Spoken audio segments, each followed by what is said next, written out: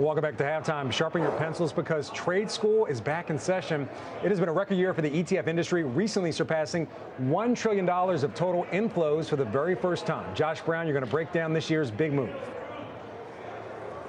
Yeah, I think the big thing to be said here is that underlying this $10 trillion in ETF assets is a business model shift that I started to talk about publicly in 2014. I wrote a blog post called The Relentless Bid Explained, and I basically prophesied exactly what's played out. And what it has to do with, Frank, is the financial advice industry shifting from transactional or commission-based into more of a fee-based fiduciary relationship with clients. The first thing that happens when you break away from the brokerage firm model where you're being paid to sell products and you go into the advice model where you're taking a fee on the overall portfolio is you stop selling people mutual funds. You stop selling people actively managed mutual funds more specifically. And so all of this money that's pouring into ETFs is not coming out of thin air, it's moving. And even the mutual fund companies have gotten hip to this. And in recent years, we've seen reclassifications explode, where a popular active strategy in a 1940 Act mutual fund wrapper also becomes an ETF. It's more tax efficient, it's lower cost, and the one detriment that really doesn't matter anymore, with an active ETF, basically you have to show your trading and your holdings overnight at all times.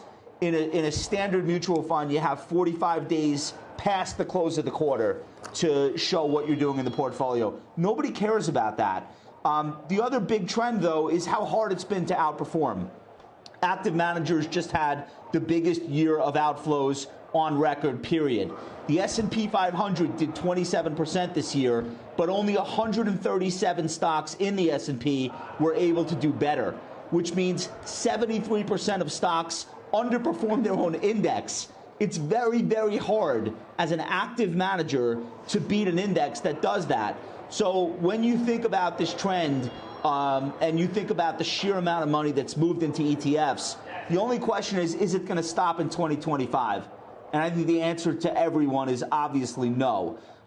You've also had some interesting developments in non-traditional strategies being housed with an ETF.